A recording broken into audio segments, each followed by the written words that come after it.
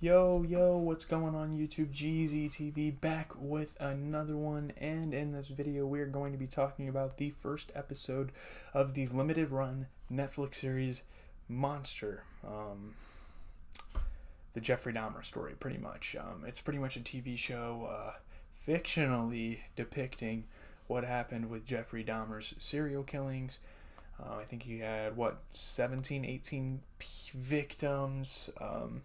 I don't think they're going to go into detail with all of them. Obviously, there's 10 episodes. We see the mannerisms of this guy. This is probably one of the most well-depicted versions of a story, though. So that's something you can credit, but obviously with this series, I'm just going to put this out there. I mean, there's going to be a lot of controversy. Like, they're fictionally representing real-life people. Like, this is a real story. It's not like one of those fake things they put in a horror movie trailer where it's like based on a true story. Like, it's probably not. That's just a marketing plea. Here, it's based on a true story. Like, this actually happened in, the 80s? But yeah, I don't really have a Wikipedia article to read off of, so I'm kind of going to get my thoughts off the dome here. If you don't know about Jeffrey Dahmer, watch this show. I mean, I was really against watching this show at first just because of what it means morally. I don't even think they had Jeffrey Dahmer's parents' permission. I don't even think Jeffrey Dahmer would have wanted this, or the victims. I think the victims have actually came out and said they're not a fan of this show. So who knows how long it's going to stay on the platform, because there's probably going to be some copyright infringement. There's probably going to be some defamation in there. Who knows with this series. There's been 2 documentaries made about this guy, my friend Dahmer, and Dahmer. My friend Dahmer was played by Ross Lynch, and him and the actor for this, I cannot remember the exact name. They look identical, so obviously they did a good job casting that. The mild-mannered predator and cannibal, one of the most disgusting, despicable serial killers in the history of mankind. Written and directed by Mark Myers. Wait, no.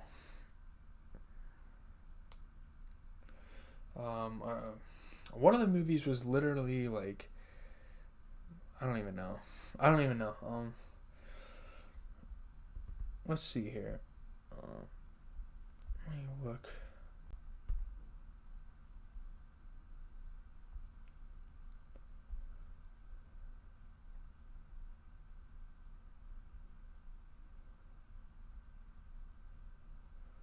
So yeah, trying to look here for something. The plot is pretty much about Dahmer's last would-have-been victim, the guy that escaped and told the police and who got Jeffrey Dahmer in trouble, Tracy Edwards. Sean J. Brown, what played him, a fellow Dahmer, picks up at a local gay bar mostly patronized by black customers and brings back to his apartment for a risque photo shoot, only to almost immediately reveal his murderous intentions by slapping handcuffs on the poor guy and forcing him to watch The Exorcist 3 at knife point.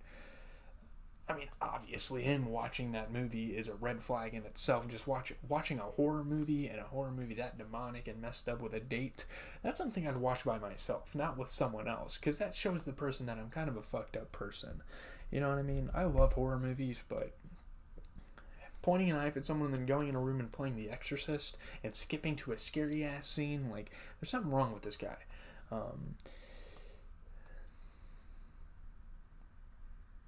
It's absolutely riveting to watch as Dahmer struggles with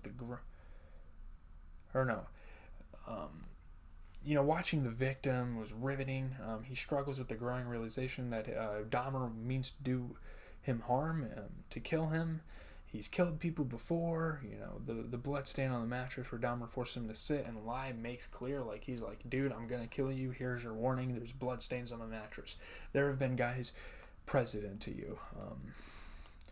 Tears just start rolling down this victim's face, all the emotions are out, all the sweat. I mean, the pounding, it's a heart pounding part. He can't give in, he's got to show Jeffrey that he's not like a little bitch, he's got to keep bouncing back at him. It's so sick to talk about, but we have to talk about these things. It's a really highly acclaimed it's fucking blowing up. Like, yeah. He escapes. He beats his way through Dahmer and escapes into the street. He is stopped by cops who at first view him with suspicion, as all black men are viewed by all cops. So obviously some racial commentary. That probably actually happened in real life, and I think it happened in real life because, this is probably going to be, right here, the most accurate episode of the entire thing, because we're talking about a guy that survived, and he is still alive to this day to tell the tale. Like, he might have told these the show creators what the hell happened, like, bit by bit, piece by piece. Like, you know what I mean? He definitely told them every detail in this, you know? They listen to him. Luckily, they follow him back to Dahmer's apartment, and obviously the house of horrors that they discover made news headlines all over the damn place in the 80s. In very dry detail and very, like, casually, they tell Dahmer's father about this, who's played by Richard Jenkins. Dahmer's proverbial one phone call he receives, a taciturn soft. Oh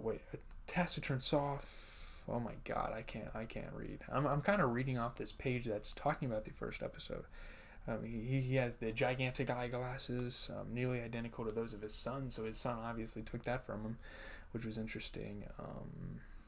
He takes the news quietly, sipping from a styrofoam police station coffee cup, and he's just, like, sitting there, like, taking all these blows to the face. Like, he just learned that his son is a serial killer, and to the, a very high extent, like, very gruesome person. Like, let's be honest. It's only when the detectives interviewing him leave the interrogation room to allow him to collect his thoughts that the horror of it all finally best him. Maybe it's just the pride of a man. He couldn't cry in front of the detectives, but obviously he broke down. Try as he might, he cannot fully contain the sobs. He tries to choke back. Obviously he had no clue that his son was a serial killer, as is the case with most serial killers and their parents. It's a devastating moment of absolute misery, any parent's worst nightmare, that the child you loved, or tried to at least, has become something absolutely unlovable. And the emotion he showed in this scene, the acting was fantastic. This was some of the best acting I've seen on the show, and Richard Jenkins, I feel like, is going to be overlooked for this role. I mean, he did amazing here. The horror is matched in its way by Tracy's reaction when the cops finally make their move on Dahmer, tackling him and arresting him. As Dahmer mutters, "For what I did, I should be dead." I mean, that was, like, one of the most famous lines in the Jeffrey Dahmer trials, like, pretty much. Tracy half yells, half mumbles from the hallway, "I fucking hope you die, motherfucker." Obviously, you can feel that emotion. You understand it. It's like, well, no shit. You tried to kill me. I mean, and you tried to do it in ways that are unimaginable. You can be miserable about what you've done, as Dahmer sincerely seems to be, but your own misery cannot excuse nor outstrip the misery you've inflicted on others. And the racial component of Dahmer's crimes is impossible to miss.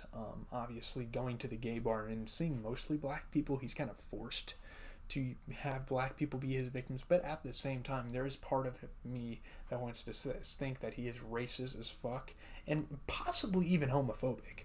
Like, he might be a homophobic gay person. I'm not gonna lie, it's a very confusing thing, and you can look at the case studies, you can look at his interviews. Like, he is such an interesting, like, not in a good way, an interesting character to study. Like, he really is.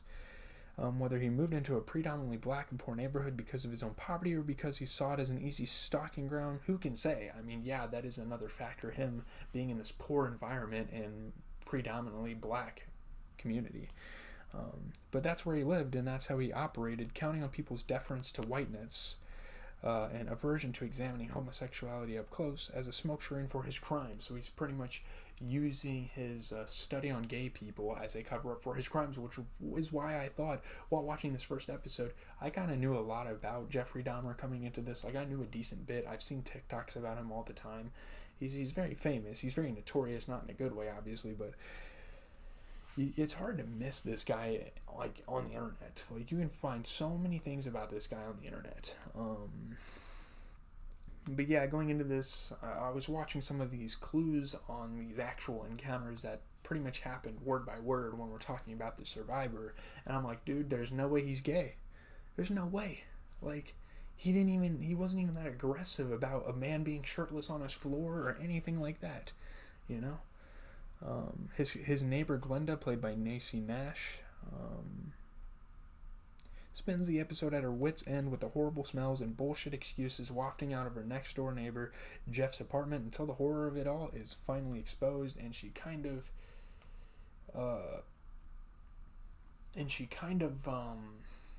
feels guilty about it, but there's nothing she could have done. She didn't want to like barge into his apartment and be like, hey, what the fuck are you doing? Like, you know, what is that smell? I mean, she could have honestly, like, she could have reported this to the landlord, but she probably would have been on the butt end of a murder, to be honest. So maybe that is smart. Why would anyone have listened to her complaints before? She's just a poor black woman in a poor black neighborhood, an environment explicitly designed to be ignored.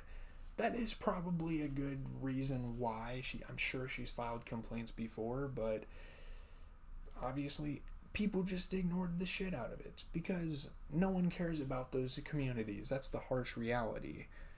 I mean, you know, and that's something we need to change. And in the 80s, that was in its infancy to even sprout a change. Introducing Jeffrey Dahmer into that ecosystem is like putting an invasive species of fish, an animal that fascinates him, into a lake somewhere. You know, the carnage that results is inevitable. Like putting a piranha with a bunch of like goldfish or some shit. Like, you know what I mean? It's not gonna work out.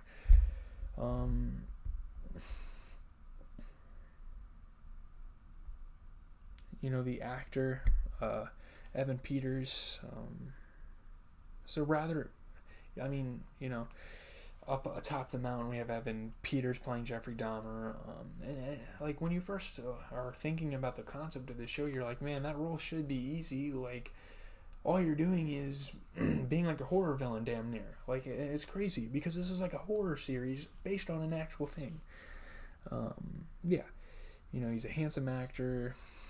You know, they took a fancy handsome actor, put him in blonde hair, and threw some glasses on him, make him use a comical Midwestern accent and a mopey slow motion movement pattern, and there you have it. Dahmer. You know, just add some dialogue. That's what you think. It's simple enough to mimic the killer. It's a different thing entirely to make him walk and talk and breathe and act like a human being instead of a stock slasher villain. To actually use the attributes of the actual killer, like his mannerisms, and accurately put it on another person. And it's crazy that they do this. A third actor after Renner and Lynch capable of turning Dahmer's stereotypical tics into a recognizable, if terrifying, human being. The way he lights up, he smokes a cigarette after Tracy escapes. He knows that the jig is up at long last, that he is about to be caught and exposed, that his secret life is about to come to an end, and he's already trying to make peace with it. Smoke him if you got him, he seems to say. Unfortunate, isn't it, that 17 young men and boys had to die for him to reach this point? You know? Yeah, that's going to do it for the first episode review. I don't think all of these episodes are going to be entirely long. This was just the introductory episode. I had to get a couple things, like preliminary things, off my chest to talk about this whole thing. But yeah, hopefully you guys have a good rest of your day. Coming up in like a couple seconds here, I'm actually going to start setting it up now. We are going to be playing Madden. So that's cool. You can check it out. We have a Road to Glory series that's actually starting to really pick up because I'm playing that game a lot. Tomorrow, another review of this TV show. So it's going to be fantastic. Hopefully, you guys join the fun. Yeah.